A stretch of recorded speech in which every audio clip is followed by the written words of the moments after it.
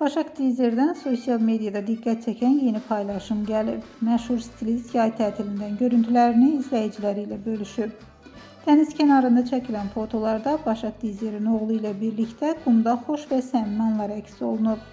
Günəşli hava, mavi dəniz və tətil havası fotolara xüsusi rəng qatıb. Başak'ın qırmızı ağ rənglərdəki yay kombini isə izləyicilərin diqqətindən yayınmayıb.